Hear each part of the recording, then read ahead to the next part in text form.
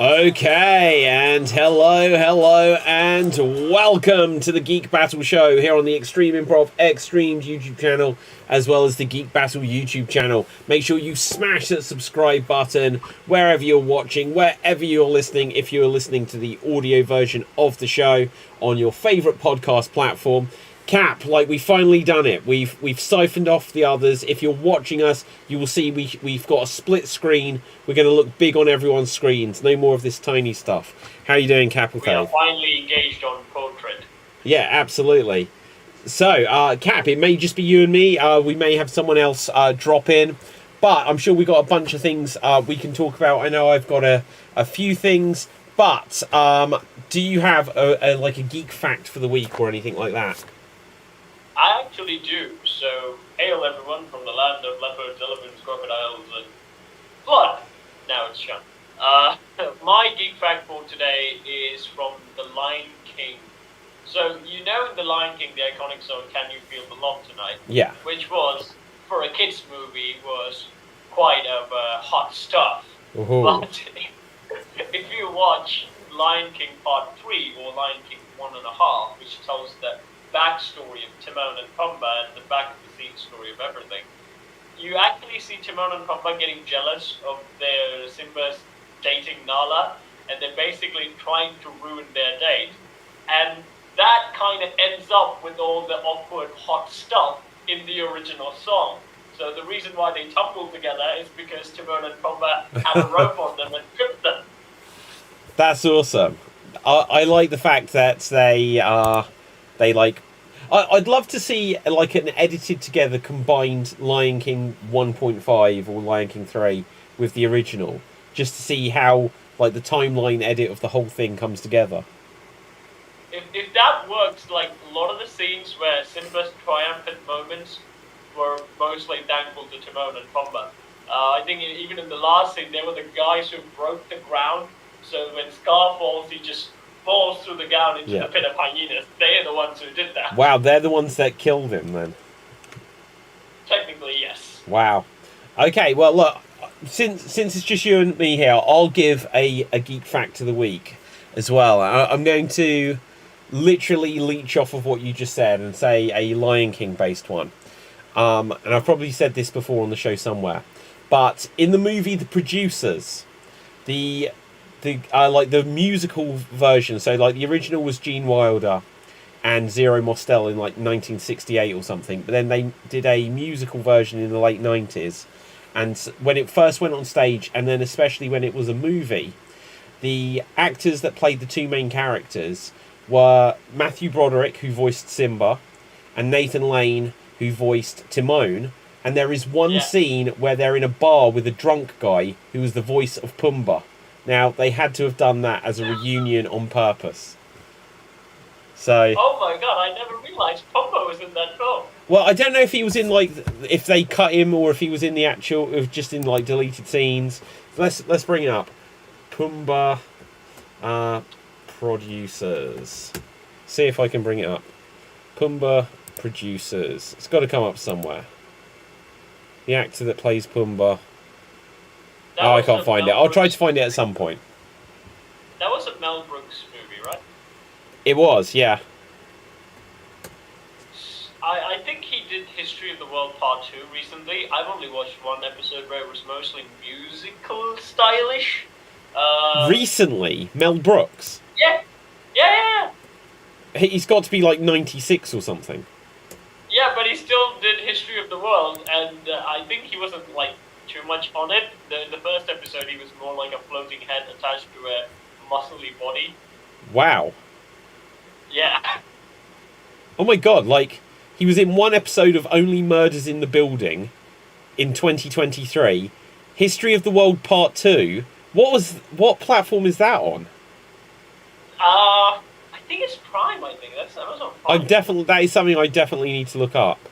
Like, there's a bunch of older, like, Mel Brooks stuff, which I think is just, like, amazing. So, and in Hotel Transylvania, he voiced Vlad. Yeah. That was it. Wow, that's amazing. He's still doing movies. He was also in an animated film called Paws of Fury, which had Samuel L. Jackson and also him. That's insane. Like, he was born in 1926, so he is 97 years old. That Oh my. that is a He's real. He's 97, right? Yeah. So he's only 3 years younger than Disney. Wow. Well, technically, and this is one of the things I was going to come to today. Technically, does that mean that Mel Brooks is out of copyright now? Is Mel Brooks in the public domain? Because He has to be. I mean, like if they gotta live to 100, right? yeah, well, no, like it's 95 years, so technically Mel Brooks, I now officially declare, is in the public domain, and he's still alive. You can make a parody out of it. You Yeah. can make a parody out of it, won't do anything with it. Yeah. Well, actually, Cap, that brings us to one of the things which I was going to bring up, which would be a fun talking point, I think. Maybe not for long, we'll find out. But, so, this year, obviously, Mickey Mouse went into the public domain because of Steamboat Willie. And Tigger went into the public domain. And, like, last year there was the Winnie the Pooh. But I saw an article that apparently, well, it's not apparently, it's like, obviously when you think about it, but it's in about 10 years' time, Superman is going to be out of copyright. And oh my god. yeah, I'll tell you the few things here. So let's see if I've got it here. No, that's not the article. I literally just had it as well. So, but it was like Superman's going to be out of copyright in about in about 2036. So it's 100 years or 95 years after they were made. And where is the article? I literally just had it. So you're basically going to have Superman in every country. The India already done it, I think. Well, yeah, but like literally, like, you know, we could do it. We could do it with a full mustache. So let's see. Where does it say the dates? You know, Henry Cavill could just go, you know what, screw you, James Gunn. I have the money. I'm going to produce my own Superman movie. Well, yeah, exactly. But hang on, just so we don't forget, let's just bring it up. Such a lot of effort. Boom! Henry Cavill. Right. Right, okay, so it says here that Superman will go into the public domain along with Lois Lane in 2034, so 10 years from now. Batman in 2035, the Joker in 2036, and Wonder Woman in 2037. So, like, yeah, go on, Cap. One thing though, like, these characters been in the public eye for so long. People already just do these characters, whether it's short films or skits and jokes like that.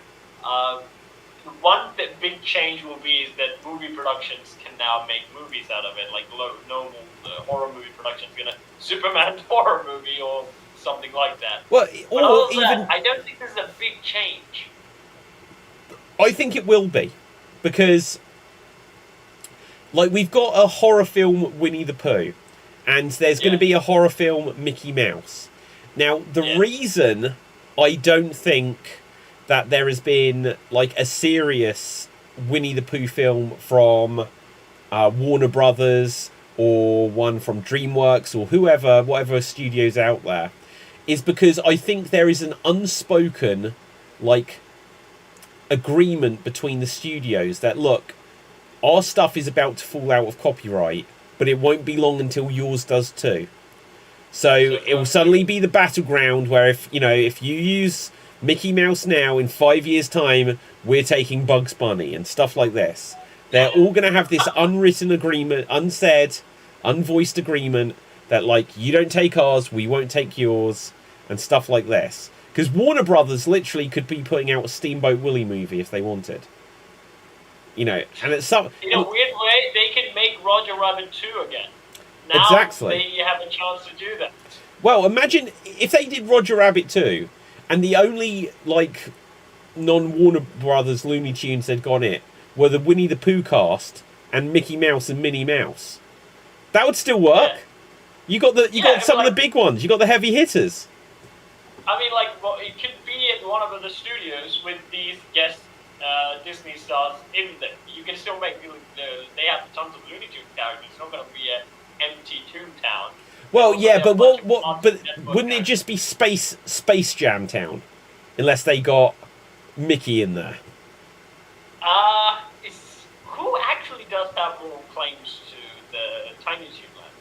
The Tiny Toons? So, sorry, the what's the land they call? The Toontown. Like, who actually does have the rights to Toontown? I don't know, to be honest. I don't know if it was more of a Disney film or more of a Warner Brothers film. So, anyone who has that is going to have a stronger claim to the movie, because you can't have a Roger Rabbit film without Toontown. That was the main point of everything in that film. Yeah. You can fill up Toontown with Warner Brothers characters alone, but you can't technically do a movie without Toontown. 1 second, Cap. Right, good. I'm just trying to see if I can find that out. Let's bring it up here. So, what was it depends who the production company was. So, who...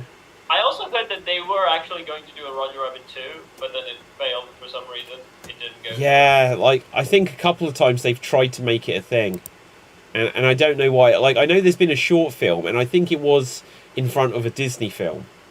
So it suggests it's Disney. So let's see.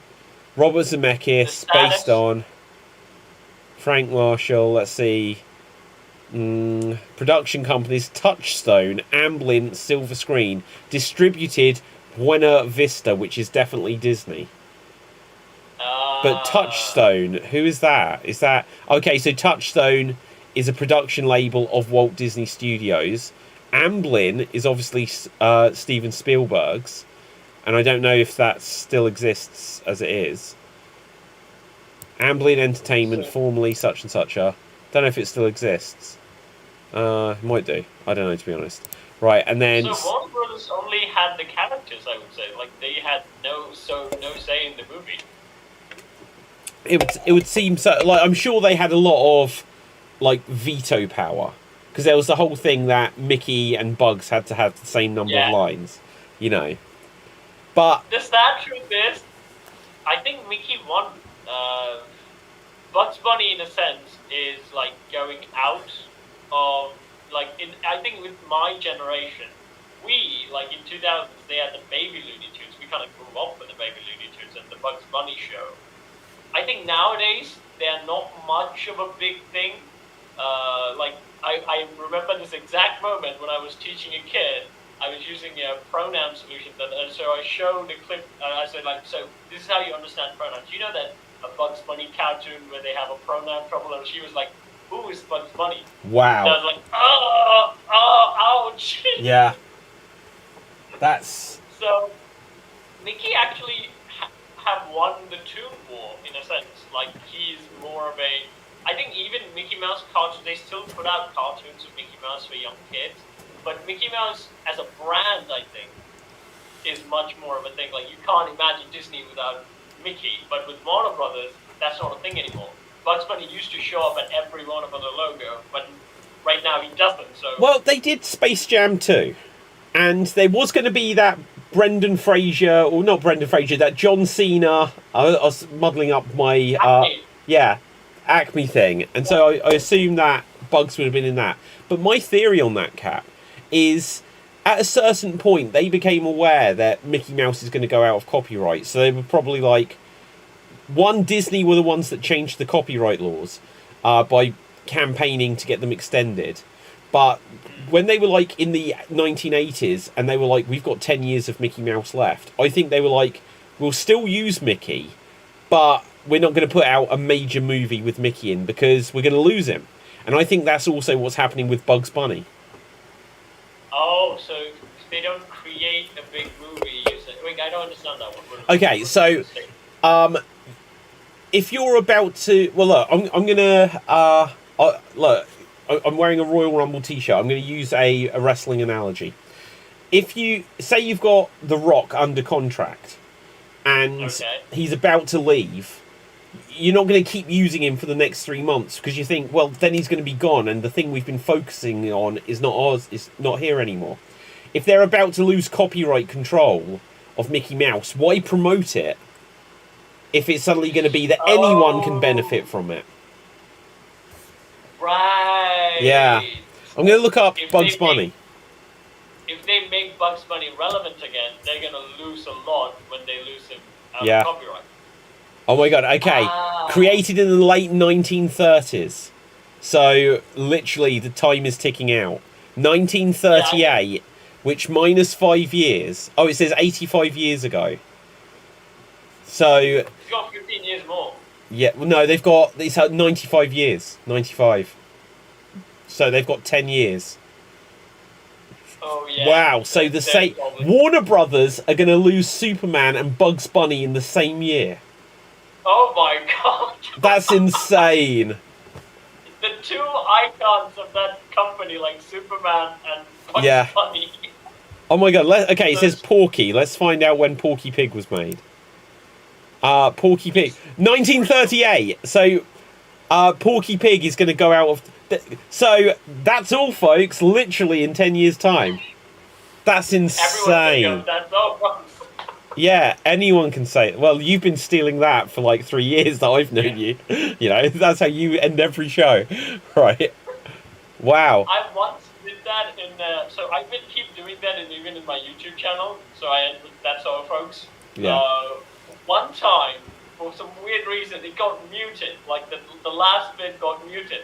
And it wasn't my editing thing. It got muted on its own. So I was like, are they catching up? Wow. That's crazy, though. It's actually a video that did well. So that's why I assumed, maybe they're on to me. Yeah. Okay, according to this, Woody Woodpecker, first appearance 1940. So that would be in 12 years' time. All of these things which have been famous for like a century. Like, it's weird because I almost feel like, well, these things, obviously, time is different from like how it was when you think of like Shakespeare or I don't know, like Nicholas Nickleby coming out and stuff like this, right? So it's like, well, they would fall into the public domain because otherwise they'd be lost to time. Nothing is lost to time anymore. So it feels weird that they should suddenly go out of copyright. But if it wasn't for things going out of copyright, we wouldn't have like Cinderella or Snow White or The Little Mermaid. We wouldn't have any of these Disney movies.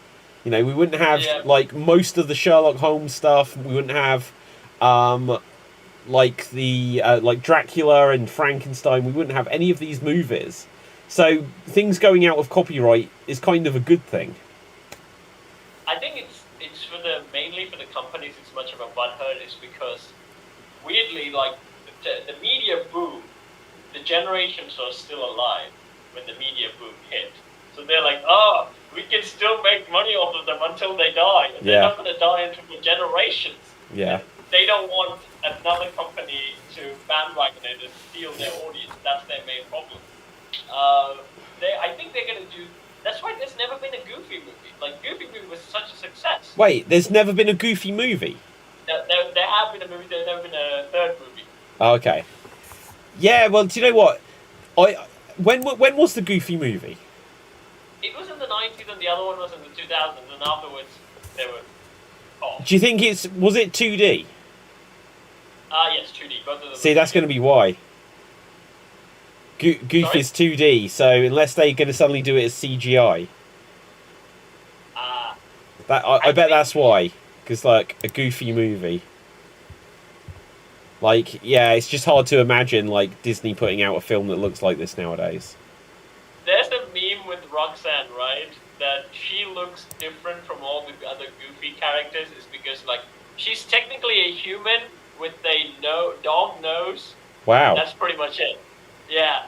If you look at her, it's like basically she has a dog nose and then everything else about her is human. But if you look at Goofy and Max, they actually do have a snout. Yeah, true. That's where they made the meme when Goofy introduces Roxanne to... It's like Max introduces Roxanne to Goofy and Goofy goes, "That's not a dog, Max! That's an ungodly creation of something else." And then Roxanne goes home crying. And then turns out the mother of Roxanne is Belle and Beast. And then Belle goes, "I told you we should have waited until your curse was broken." Yeah. So, yeah, absolutely. Beauty and the Beast there. Well, look, it's weird. Like, girl cartoon characters always look more like girls, basically. Whereas, Yeah, I am actually for that. I don't want to. I don't want to be attracted to an actual doggy type thing. wait, Cap, what do you mean you don't want to be attracted to? What are you saying here? Well, everyone got on the board with Lola Bunny, right? Like the Space Jam Lola Bunny, basically bunny movies. That was a bit uncomfortable for me because she still had a, bunny face. I just don't think you're meant to be attracted to cartoon characters. I know, but that doesn't stop our generation, technically. Yeah, it doesn't stop some people. Yeah, like Lola Bunny's in the hot sector of like other characters. I always found that a bit weird, considering that Lola Bunny's face is a bunny. But I get if you like Chitara or other characters, even Roxanne, in the sense like they're more human with just like face paints of animals. I was like, I understand that, but Lola Bunny has always been a for me. But wow. my most of my generations were like, Lola Bunny, yeah, she's hot. Okay, so what was the deal with Jessica Rabbit not being a rabbit? I think their daughter is going to be a, Yeah, if Roger and Jessica Rabbit had a daughter, what would it be? Or a son? So sometimes they do this in Disney's Treasure Planet. Like there's like a dog guy and there's like a cat lady, and they do show them having kids. Yeah. It turns out 3 of the girl kids look like their mom, and 1 boy kid looks like their dad. They did that with Lady and the Tramp and stuff like that. They never showed mutants where they have like half and half of parents. But technically that would be the case if they'd done that in real life. Yeah. They do, like, usually, like, if you see, like, Lady and the Tramp and something, when they have, like, children at the end, it's always, like... Is it that they look half and half, or is it always, like, most of them look like the mum, and then there's just, like, one that looks like the dad?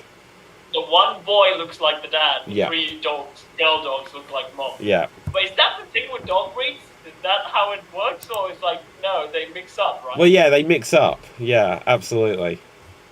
So, again, that's the thing with, I always say, like, what's the dog? What's the lady? She's a poodle or something like that, right? In what? The Lady and the Tramp. What type of dog breed is it's like a Cocker Spaniel. So it's small, right? Yeah. But Tramp is either he's a giant schnauzer or something else, but as a giant schnauzer, he's too big for her. Yeah. Well, yeah, I know. Okay, so... I don't think they can have puppies. Yeah, I don't think so either. But here's another weird crossover which this brings to mind. I don't know if you ever played this game, because I don't know if it was on PC, but there was a Sonic the Hedgehog game, just literally called Sonic the Hedgehog, but it wasn't the original game. This was on PlayStation 3. So I don't know if it came out on PC or whatever. But in it, Sonic has to rescue a princess. And it's very much said that this was a romantic relationship between Sonic and this human princess. Ah! Yeah, it was so weird. Like, literally. What were they thinking? Oh my god. Like, how is this meant to work? They're like, hey, Princess Peach into Mario, right? Yes, but he's human. They're both the same height. Well, actually, I don't even, like, they've ruined Mario now, in a sense, because I don't even know what Mario's meant to be. Because on the most recent, not the most recent one, but the 3D Mario game they put out, like, 3 or 4 years ago, there was, a level you go to called New Donk City. I'm going to bring up an image, if you don't know it. New Donk City. And let's see if I can show you an image. So, you run around as Mario. And let's bring it up here. So you accept that, there you go, you're running around as Mario. Except, there are humans which are normal proportions. So if that's a human, what the hell is Mario? How can there be this and that? It makes no sense. Because then... It's the crossover of the 80s movies and the new movie, David. Well, it's really weird. Just because... The other thing was, you know, so you have the character Pauline. So before Princess Peach, Mario's girlfriend that he saves in Donkey Kong was a character called Pauline. I'll bring up a picture. So Donkey Kong Pauline. Okay, and I'll show you Pauline. So here we see Donkey Kong stealing Pauline. And that's what she looks like. There's Donkey Kong. And that's what she looked like in the game. You can see they're the same height. No one disputed anything. It wasn't weird at all. But then, that's Pauline. Still looks like Pauline. But there's Mario. It's like... Oh my god. What? So... What? How does this work? Like... Mario likes his babes tall. Well, exactly. Either she's like a Amazonian, like, Wonder Woman, or he's she's like Snow White and the Seven Dwarfs. She's a model, and Mario's a clown. Human. But with Princess Peach, right, she's meant to be a mushroom. A mushroom? I saw a film theory where they said, like, or a game theory, I think the video is that, like, Princess Peach is actually a mushroom that evolves, like, the tiny mushroom people we see in the kingdom. Right. That's basically Princess Peach, but their last evolution is Princess Peach. I mean, that'd be interesting, because it doesn't quite make sense how she is, like, the princess of all of these mushroom people. But, like, she... There's also the other... The other name of... No, go ahead. There was also the theory that Peach is from the Legend of Zelda world, and, like, she portal fell to the Mario world. Yeah, I don't... See, other than Super Smash Brothers and that one... There is one, like the most recent Mario Kart game does have so you can race around as Link in it. I don't like them crossing Mario with Zelda. I think they should be two separate things. Just because, like, in the end, everything that Nintendo does ended up becoming Mario for years. Like when you had, like, the Super Nintendo and the Nintendo 64, they'd come up with new game ideas. But then when they did, like, the next, like, the GameCube and the Wii, everything they did was Mario. Because I wanted the systems to sell well, so then, because if I bought them, and then, like, the GameCube really did bad, and so then it didn't get as many games. But when they're doing, like, Mario Basketball, and they're doing Mario Football on it, and it's just like, just put different create some new characters. You know, because if you... Mario, the Legend of Zelda. Well, exactly. It was like, create some new characters, and eventually they did Splatoon, which did well. But, like, for 2 decades, they didn't come up with, like, a truly brand new world of characters. And it's like, you need to have... Nintendo and Disney do have a thing, right, with the Kingdom of Hearts and something. No, Kingdom Hearts is the company Square Enix, and they do Final Fantasy. Oh, yes, there's the other company. But, like, didn't that Super Smash Brothers was different, right? That wasn't involved with Disney. No, there was no Disney crossover with Smash Brothers. But, like, there's been a bunch of, like, Disney things that were Nintendo exclusives here or there throughout the years. But like, so, never a crossover. I think the 2001 people where they usually grew up with the Kingdom of Hearts, I never played it again. It was never on PC, so I couldn't play it. But everyone's been championing for a Disney to do a Kingdom of Hearts movie. I sometimes check out some of the gameplay footage. I think one for a video I was working on the Death of Goofy, and there was one popped up where Goofy basically dies in the game, and it's such a dramatic scene because, like, Goofy does take a ball to the head, and Mickey and Donald, throughout the revenge rage, go after whoever did it.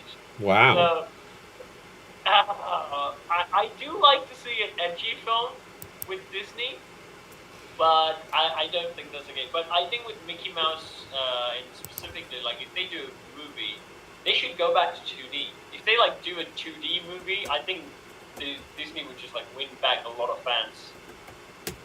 Okay, so I don't know if I'll be able to find it quickly, but there was an exclusive, I don't know if it remained exclusive, but there was an exclusive Mickey Mouse game on the Nintendo Wii called Epic Mickey.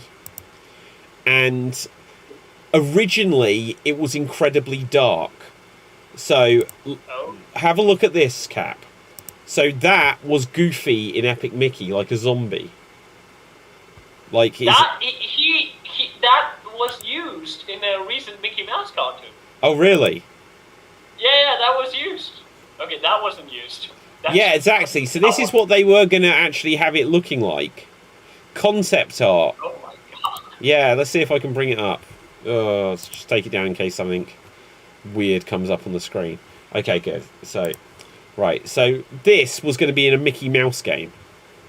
Like 4 arms, no nose, monster face. Like even that, like that's almost like the Mickey ears.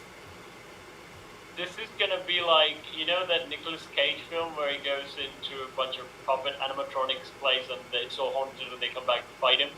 I don't think I've watched that one. Is that Wally's Wonderworld or something? Yeah. I switched it off because he didn't speak. Yeah, he didn't speak at all, but it wasn't brilliant as it comes because Nicolas Cage was just beating up a bunch of animatronics. Wow. I feel like this is a movie that, like, you can have Nicolas Cage spend the night in Disneyland, and then suddenly all the animatronics come alive as these weird things, and Nicolas Cage picks them up. Jesus. But no, okay, so if you look here, that's Pinocchio's head. That's Captain Hook. That's the Mad Hatter. And I'm not sure if that's meant to be Genie or someone. Doesn't quite look like Genie, but... No, yeah. I think that's the king, probably. The Cards King? The who? The King of Hearts, the husband of Queen of Hearts. Oh wow, no, I don't really remember that.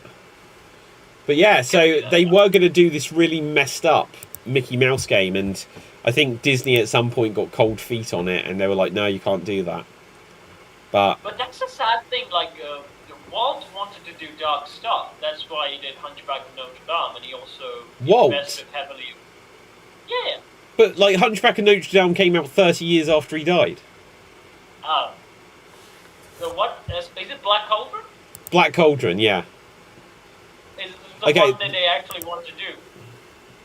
Black Cauldron. Let's have a look when that was. I think that was about 1984. Black Cauldron. Is he still alive? No, I don't think he was. But let's find out the backstory. Oh, 1985. Wow.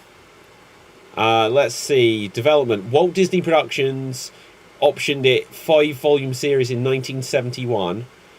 Pre-production work began in 1973. Let's just have a look when Walt died. Because I think it was before this point. So... Oh my god, it's so hard to actually look up Walt Disney on the internet. So the Walt Disney Company, you think his name would come up and you could click on it. Let's just look up Walt Disney. Okay, so Walt Disney died in 1966. So, I don't know. Yeah. But yeah, they did the Black Cauldron and it didn't do well. I saw in another video or something like that. Oh, I think this is one of the Nostalgia Girls video.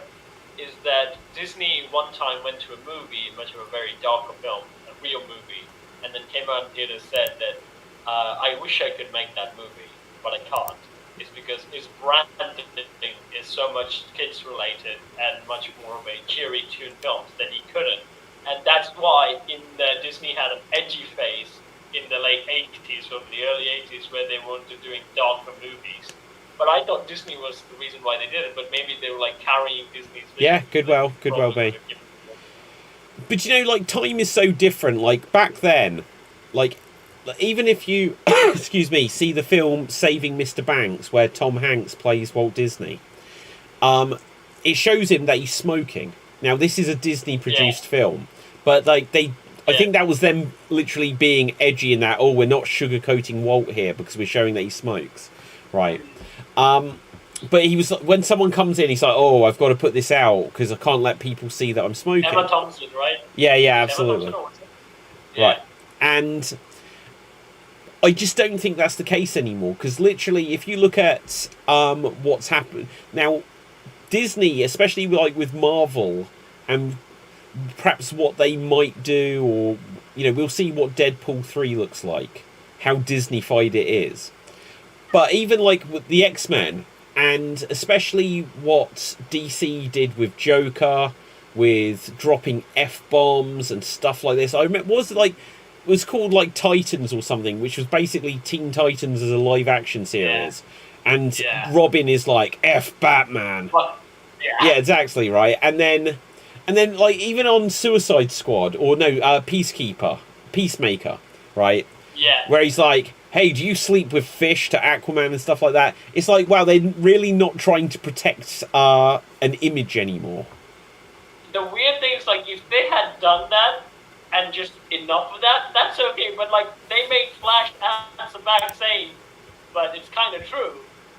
Was like, what? What are you saying? Yeah. Is it true that he sleeps with fish? Yeah. No, absolutely. But with the Marvel point, I want to touch upon is that if Marvel right now, they're not going to go the Kang route with all the actors' problem and everything. If they just go shush on the main thing that they were doing, and I think I finally saw Loki season 2, David. Amazing. Most of it was dribble and characters acting stupid. But at the end of that episode, Loki becomes the Hindu god Kala Bhairavan, basically. He basically becomes a Hindu god where he controls time. Fantastic. But I'm 100% for that. Because like that, you can actually wrap up Kang's story with that. Now, like, Loki now controls the multiverse. Now he's prevented all the Kang from escaping. Kang is done. Finished. Kaput. Don't talk about Kang. Don't talk about the new movies. Instead, after you do the Deadpool movie, go to the X-Men universe. They've not tapped it well enough.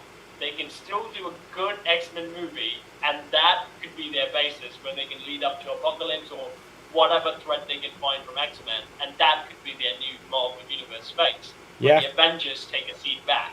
I think that's a really good idea. Like, I don't think anyone would see that coming. I think that's such a good idea, Cap. Imagine, like, the next 5 years, if everything was just like Wolverine, Deadpool, Charles Xavier, and everyone would be like, but where's the Avengers? And then you'd be desperate to see them again.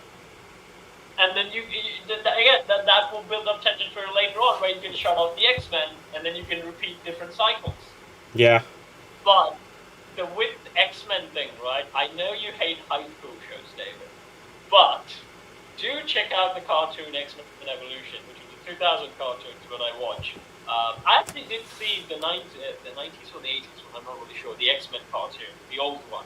The 90s one? I'm appreciative of it. Sorry? It's got the best theme tune in the world. Da-da-da-da-da. Yeah, exactly. I would give it that. I think that also X-Men Evolution theme is also kind of the 90s edge, I would say, because it was the early 2000s. I need to listen to the theme tune of X-Men Evolution. In that one, Wolverine is not a big thing in that series. He only does in 2 episodes. Yeah, that's wild. Like, Wolverine is not a big thing in the X-Men. That was the thing. Yeah. Because he was taking more of an older role. Like, they aged up Wolverine. They never told that he was old, but he was more of a mentor role.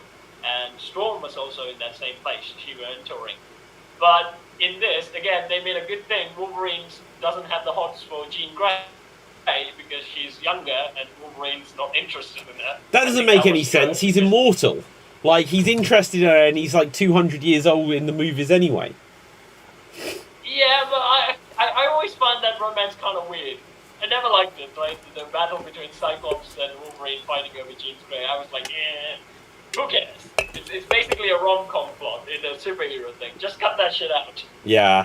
But you know what? Like the 90s X-Men series, like from what I remember, because I literally haven't watched it since the 90s. But Wolverine wasn't the biggest deal in that. He was an important character, but I remember when the movies first came out, I was like, why is this all Wolverine and hardly any Cyclops? Because like I liked Wolverine, but to me Cyclops was the dude. You know, he's got like laser vision. Yeah. Exactly. This is why I think you will enjoy X-Men Evolution, because a lot of the focus is on Cyclops. Cyclops, again, he's going to school, he's going to high school, basically. And he has all these other X-Men that he's like basically, the leader, like even in school, he's like taking care of the younger versions of X-Men. Yeah. And Wolverine's taking more of a laid-back road. And you actually liked Cyclops in this one because he was done as a likable character. Yeah. But I do have a soft spot for high school things. Miss Marvel, for some reason, I couldn't get into it. But I did like Ferris Bueller, like you said when you told me to check. No, I checked out before you said that, but I checked out Breakfast Club. Yeah. I like that shit. Yeah. No, Breakfast Club is a classic. That basically, like, the X-Men Revolution is basically Breakfast Club with mutants. Okay. That was the thing. Yeah. Yeah, it's fun all around, and then they did the Wolverine and the X-Men, and this came out after the movies did so well, so Wolverine has to be the center of attention. And that season is basically Wolverine and the X-Men, and that was more of a mature, like, a more darker thing. It only lasted one season, so it wasn't that successaple. Yeah. Revolution at least lasted 3 seasons. So, I think Disney could go on a little bit of a lighter tone, like with X-Men you can have like earthly threats. You don't need to go to the whole darkness of the X-Men where the mutants being persecuted with the, because X-Men Evolution doesn't start like that. It starts like a normal Peter Parker like story where no one knows these mutants exist, and they go to school and they hide their identity. They only wear suits when they go out. You can build that same edge like this that you did in the 2000s, where like they're going to school, then no one knows any X-Men in the world. Like in your first like big second X-Men movie or something like that. Oh no, the world finds out. Then you can build on with bigger threats, something like that. Yeah. And then end the X-Men saga. No, yeah, I completely agree. That's what they should do now, because the X-Men are such cool characters and people know them and people like them, whereas they're not the Immortals, right? Or the Eternals. They're not the Eternals. Not the Eternals or the Immortal, or yeah. what's the Inhumans or something like this. Yeah, that's it. It's just like it feels like they're scraping the barrel with this new. Now, fair play to Marvel. No one knew who the Guardians of the Galaxy were. You know, people had heard of Ant-Man, but it always sounded like a joke. And they turned these things into cool things. But, like, I still haven't watched Echo. I really do intend to. Right? I still haven't got round to watching Echo, which has just come out. Is that the Daredevil story with that Daredevil, right? Yeah, so it was a character in Hawkeye who is a Daredevil character, and they decided to give her own spin-off. And I don't know much about her, but I think the actress is deaf, and I think the character is a deaf mute character. I don't really know enough, but she's like a ninja assassin or something like this. And I've heard mixed things about it, but my biggest thought is, yeah, I don't care about Moon Knight. I don't care about Werewolf by Night, or whatever it was called. I don't care about Ms. Marvel, truthfully. I cared about She-Hulk until I saw how it just destroyed everything they'd ever done in the MCU ever. Right? I was interested in seeing that. But then, like, all of the characters are just like, they're trying to do the next generation. But the problem with doing a next generation by Disney is when Lady and Tramp had all of those children, and they were just in the last minute of the movie, and then they do a spin-off, there's a reason they put it straight to DVD. It's because it wasn't worthy to go to the cinema. And so now we're getting, like, because I've said this theory before, like, I forget, Kate Bishop, who is like the protege of Hawkeye. She's just someone that Hawkeye saved. He's a soldier. She's just someone that he saved. You know what I mean? Everyone is like Dr. Bruce Banner is like a scientist who, you know, worked on all of this stuff. His cousin is just a lawyer. You know, it's like everyone's a no one. Like Tony Stark was a genius. And now there's going to be Ironheart, who is like a teenager. Ms. Marvel was a soldier who was then trained by aliens. Oh, sorry, Captain Marvel was a soldier, then trained by aliens. Ms. Marvel is just a fan of hers. Like, get some, like, legit tough people in there. Get, like, soldiers and geniuses. That's always been what Marvel had. They either had, like, you know, so, like, Captain America, he'd got such a strong heart, and he became a super soldier. And then you had someone like Tony Stark or Bruce Banner or even Peter Parker. Even though he was young, they were all geniuses. So you either have geniuses or soldiers. I think, again, they also, when they built the ensemble cast, right, they connected with, like, different personalities, strong personalities, but different personalities that can, do an entertaining movies. If all these characters we've seen so far in the movies get together and do a movie, they're not going to be charming enough or likable enough or even going to have a good scene banter, because all of them are just like different drones who have no idea, fumble their way in. Yeah. For some reason, they just do movies with them. That's the problem. Even at the first glance, right, when they did the first Iron Man movie, you got who Tony Stark was. He was this, rich playboy guy with an attitude problem. You saw Captain America with a strong person, a humble person, that classic 50s dad. And when they two meet, you get a clash of characters, like the edgelords, the hipsters meet the 50s dad. Yeah. And there was the good banter towards it. Right, and also Thor. Thor was also the thing. He was from a different world, so he didn't basically understand most of the things these humans did. And that also went to a lot of jokes. Hulk always, they did, again, and I don't like Mark Ruffalo's Hulk, okay? I just gotta flat out say it. It was the weakest in all of them. I don't mind it. Like, I really like Edward Norton as the actor. I liked what he did as Bruce Banner. And I thought I was going to hate Mark Ruffalo. I was like, the rom-com guy, no. I actually liked him in the first Avengers film. And then the second one, I can't even massively remember what he did. But then I liked what they did with him in Thor Ragnarok. How Hulk was now talking and stuff like this. But then Professor Hulk, I think, that was the beginning of the end. Like, if anything, like, I thought Avengers Infinity War was superb. And then all of the time travel and it not being the same Thanos, it being the past Thanos, I was like, this is starting, Endgame wasn't as good as Infinity War. But if any sign in that movie was of a sign of things starting to crumble, it was that Hulk was now smart and permanently Hulk. And I thought that was going to lead to a payoff. That's what I thought. Like, he was going to be this Professor Hulk, help to do the time travel thing. But at the end, like, when the missiles hit, the real Hulk's going to come out. Like, he's going to lose it. Yeah. That's what I thought. That would have been good. Have that rematch with Thanos and the Hulk. But that never happened. No, that would have been a good payoff where, he can bring out proper Hulk when he needs to.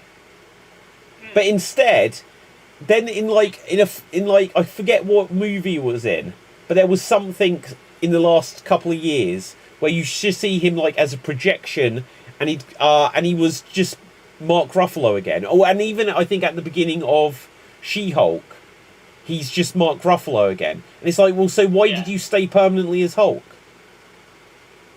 You don't need to. We don't know. Yeah, it was just crazy. Oh. And also, like, passing of the torch, right? With She-Hulk, again, from the first episode, I was, like, handling it fine until it came to the talk where I was like, I'm going to teach you how to become the Hulk. And she was like, went into this rant, like, her experience is enough to be the Hulk. And I was like, what the hell are you talking about? I see your point, and 100% in a real-life human scenario, when it's a human giving you advice, I'm like, no, my experience is not. I'm all for that. But basically, you have the Hulk telling you, I'm going to teach you with all this, like, nah, I'm a human lawyer, I've been all of it, I can do this. What? Well, exactly. It was like a passing of the torch opportunity. And it was like, no thanks. It was like, sorry, Yoda, I don't need to listen to you. Sorry, Mr. Miyagi, who are you to teach me karate? You know. They made all the 80s protagonists unlikable as hell. Yeah. They were all 80s protagonists, like going to Mr. Miyagi, going to Yoda. They'll teach us, we can learn. But then right now, we don't need you. I think the 90s edge is still carrying things. I think that's probably the problem. Yeah, it's terrible. Do you know what? Okay, so Cap, just changing gear a little bit, just because we've got a few minutes left, but then I'm going to have to take a breather before I go on to Xstream Improv. But did you hear? Apparently, they're going to make a Mandalorian movie. I put it in the title of the episode, so we should mention it. Speaking of Yoda, I technically, right, when Baby Yoda came back, again, that was a problem. I did not like it. Baby Yoda shouldn't be a Mandalorian because that tiny thing is not going to be a Mandalorian for the first part. Okay? Master Yoda was a great duelist because he can use the Force. All those backflips and all those stuff that he can do when he's like full mastery of the Force. But he hasn't trained with Luke Skywalker. Luke was like, choose, and he didn't choose, so basically he has zero idea how his like Force abilities work. So he can't really do the Yoda thing properly with Mandalorian gear. Like, it's okay, there you have this tiny Beskar thing. Okay, laser swords, bullets won't hurt him. Pick it up, remove the helmet, squish. That's all you need to do. Do you know, it'll be interesting to see what the plan is for this, just because if they've had something, they've done 3 seasons of Mandalorian plus one of Book of Boba Fett, so technically 4. And it's like, how do you now make this epic enough? Because the whole point of The Mandalorian was that it was like a Star Wars movie spread out over 8 episodes or 10 episodes. And it's like, so how do you now make this like a 90-minute or 2-hour movie and make it so that people think that I should go and pay to see it rather than just, again, wait to see it on Disney Plus? Because I read a few minutes ago, just looking to see if there was any big headlines. Aquaman 2, not that this is Disney, but apparently on January 23rd, Aquaman 2 will be on streaming, or you'll be able to like download it or rent it online and that. And it's like it came out 5 weeks earlier. So, like literally, there's like I wanted to see the movie Wonka, and that came out before Christmas, and I didn't. That's not coming out. That's not coming out to DVD, right? No. But what I was going to say is like I haven't had a chance to see it yet. Like I almost had a chance to see it last week, and it didn't end up happening. And so if I'm like, I didn't get to see it before Christmas, we're now 2nd week into January. If I'm like, well, it's going to be out in another 1 week's time, I'll just wait, and I'll never go to the cinema again. So, like, Aquaman 2, like, they've, like, it's flopped, and they're putting it straight out, and all that's going to teach people is, well, you don't need to go to the cinema. But from Disney's side, they've spent the last 3 years of Disney Plus teaching people, we give you this stuff, movie-quality TV shows, so you could just watch them on Disney Plus. And why do you now need to go to? Why should you pay like £10 or £15 or dollars or whatever to go see something which they've kind of already been giving you 8 episodes of for like £10 a month? There's 2 things wrong. Like I always thought this was going to happen. Streaming service are eventually going to become cable TV. Yeah. Whether you realize like the Disney TV, that's what happened in the 2000s and the 90s. When everyone opened up their TV channels, but they still had to release movies because, like, you can't do things in TV the same way you can do it in a motion picture. You can't get all that budget in the TV show, and that's why the quality again, they have all these movie-style shows, but none of them have that high quality. Like Loki, the whole season 2 is, you can, like, if you bundle all of them in, you get a one good movie. I agree. Literally, there is enough story there for one movie. That's pretty much it. Nothing more. All the stuff that happened in that story was just filler. Yes. Filler out of episodes. And at the end of it, we're like, finally, you're doing something. So that's going to affect, even if you're on a streaming platform, not all of us are going to get that. And the other thing is, like, it's globally still, I don't, like when Disney movies came out, DVDs still came to Sri Lanka. Movie theaters didn't play Disney movies. But I'm not really sure everyone has, like, Disney. I don't even think Disney Plus is still available in Sri Lanka. Wow. And Disney's going to lose most of those things. And they're probably not going to have that global market. They still need the movie theaters in a sense for their big projects. But as you said, we have gone to the point where, I'll just wait for it. I even wait for things for series now. Like, I don't watch by episode. I just wait until the whole thing drops, and then I watch them. So I don't know how profitable streaming companies either, because like they're gonna increase the price. That's what's Yeah. gonna happen. Now, right now, you can see them, David, like splitting up successful shows. Like they split up season 2 of Invincible, basically because they knew it was successful, and they know they're gonna get a price increase in January the next year. So they're like, part 2 will be next year. Because you know needs to happen in season 2. Yeah. You have to pay the extra money. So it's weird though. Really sure but like you say, like it happened with TV and cable and all that sort of stuff. Like history is kind of repeating because there was just television that you get through an aerial, and then you could either get cable or satellite dish, and it'd be like, wow, we got satellite, and it gives us like another 100 channels, and this is in the 90s. And it's like, oh, but now you can get like cable, and now you can get this other alternative. It's like, well, if I have to buy all of them, it's too expensive. And then suddenly there was Netflix. It's like, well, if I just get this one thing, it's cheaper than the others, and it gives me the movies from all of them. And then Disney were like, well, no, we're just going to put our movies on this thing.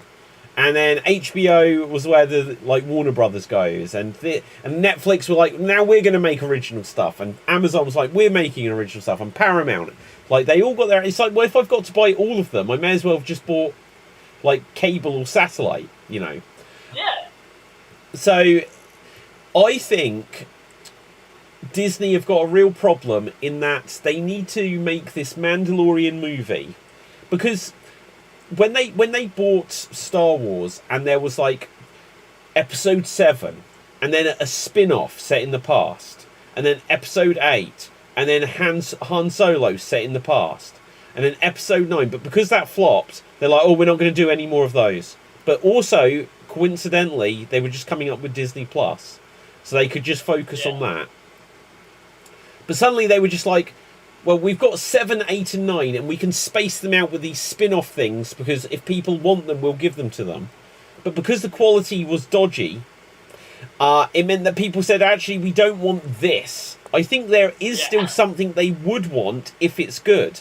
But now they're in a problem, unless they're going to suddenly say, well, we're going to do Star Wars -1, 2 and 3, and Star Wars 10, 11 and 12. Anything that they put out won't feel like it's building to anything, because you could. They are going to do Star Wars 10, 11, and 12, David. Like I think Daisy released. Back and they said that the guy that ruined Episode 8 was going to do a new trilogy, but that was like 7 years ago now or something. Even Taika's. No, I think that something happened late 2023. With the Star Wars Explorer and anything like that, like they brought Daisy Ridley back in. Yeah, so but I think, as far as I know, that's one movie, right? I think they're planning on doing 3. It will only be one. It will only be one. They'll do the first one. Palpatine, I think that's they're going with. The yeah. It's going to be Rey Palpatine, not Skywalker. If that's, I feel bad for Daisy Ridley. I don't. She's going to get bank for this. She's going to get a lot of money. She'll be okay, you know.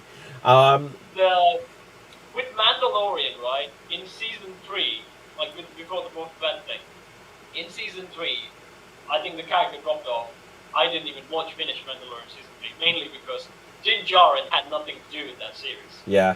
In season 1 and season 2, he had a goal that he was going for. He had some side quests where he helped out other people with their goals, but that benefited his goal, like finding a space base for Baby Yoda. That wasn't sort of thing anymore. It's now about racing Baby Yoda, but that he didn't spend much screen time doing that. He's now tagging on the series like rebuilding the Mandalorian Empire. That was never gonna be a good role for Din Djarin, considering that he's like, you know, the normal characters in the DC universe, like Deadpool, like sort of characters, where like the whole story happens and you have this background character doing their own thing, like Spider-Man or anything like that. Yeah. They should have been a separate story, but it's about gunslingers, gangsters, and bounty hunting, which now went into the overall plot about rebuilding Mandalore. They should have just done a Bo-Katan show and done that and didn't stop with the Mandalorians and left Mandalorian alone. And if they said, we're going to do a Mandalorian movie, and you're like, what's going to happen? What's he going to do? Baby Yoda's with Skywalker. You have all these questions that you need answered. Yeah. Right now, what is he going to do? Well, I don't know. I mean, I think at the time they were like, oh, like everyone hated 7, 8, and 9. Well, they didn't. Everyone hated 8, but because they hated 8 and they didn't like Solo that much, and then they were like, oh, 9 is just trying to please us, but it's not really that great. And then they started retroactively hating 7. When Mandalorian came out and people liked it, they were like, well, we're doing Book of Boba Fett, but they just panicked and they were like, we've got to keep this Star Wars alive.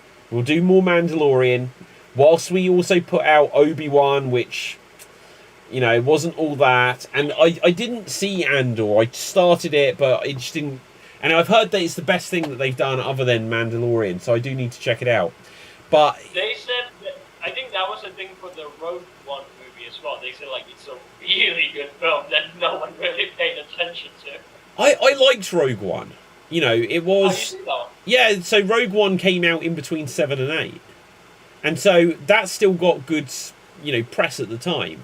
Because people were... the follow-up or the previous story of that, right?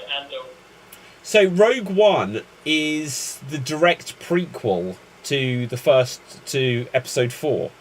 So it leads directly into Episode 4. You know, and that's fine. But the problem with all of this is that when Disney Plus, when you go onto Disney Plus, it shows on the screen Disney, Marvel, Star Wars, and for some reason, National Geographic and Pixar. And it's like, you need more than just that. Because they were like, well, 1 month we're going to have a Star Wars show, the next month we're going to have a Marvel show. Now, you can't suddenly say the next month we're just going to have a Disney show because it's not the same audience. There will be a crossover between Marvel and Star Wars, but if you do Marvel, Star Wars, it just gets... people get tired of it, and they end up not tuning in, and the more you need to watch all of them, the less you'll watch any of them, basically. Yeah. You know. But, so, I think if they come up with something really good, what I think they could do, they need Baby Yoda to become a Yoda. They need him to be able to talk, and they need him to be able to be a leader. And even if it's that they jump forward in time 100 years or something, because, like, the Force is dead and they've got Rey out there. If you have... Because, look, from... When is Mandalorian set? So, by the time you've got Rey, in this Rey movie, Baby Yoda might be adult Yoda. No, he won't be adult, but he would be a teenager at least, you can say. Well, he might be able to talk at least, right? It depends how quickly they develop, right? Yeah. So anyway, because if the Force is going to continue after, like, the end of the original trilogy, what they came up with is that Luke Skywalker tried to come up with something, and Kylo Ren went mad and killed everyone and became evil, and basically the Force is dead. And then Luke Skywalker just evaporated for no reason. At least when Obi-Wan died, it was like in a battle. You know, Luke Skywalker just sat. You're not sure that it was the Force or Darth Vader just killing. Yeah, exactly. You didn't know, like, at that time, you had no way of knowing. Luke Skywalker just evaporated on the side of a mountain where he drank green milk. Oh, I've Astro protected myself too much. Yeah. This is the end. Yeah, exactly. It's like, well, you did it, Luke. It's your own fault. He could have gone with Rey. It would have been fine. Yeah, just hop on a ship. Just get on a bus. Yeah. Right, and so anyway, No, I must Astro protect myself.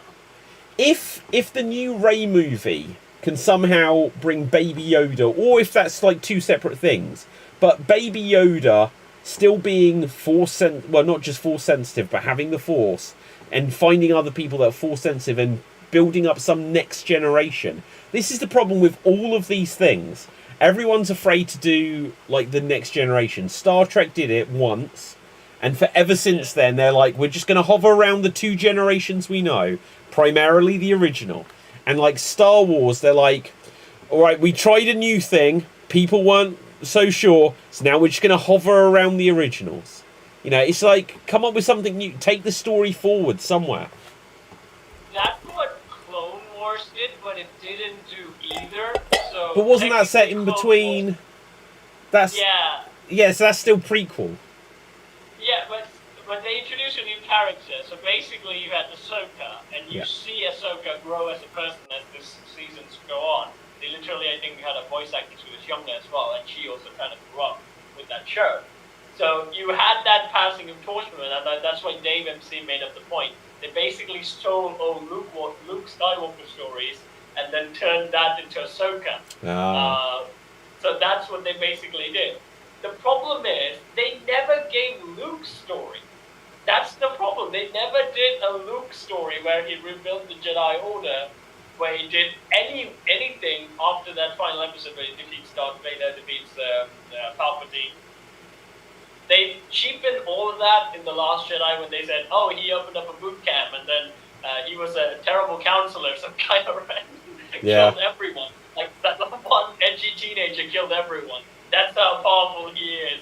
And then he basically the terriblest Dark Jedi of all time, I would say. He got beaten by everyone, even in every movie. He couldn't even kill Luke because he was fighting an astral projection. Yeah. Terrible villain, by the way. So they missed all these gaps opportunities when they jumped, when they didn't have a proper... Like, Rey right now, right?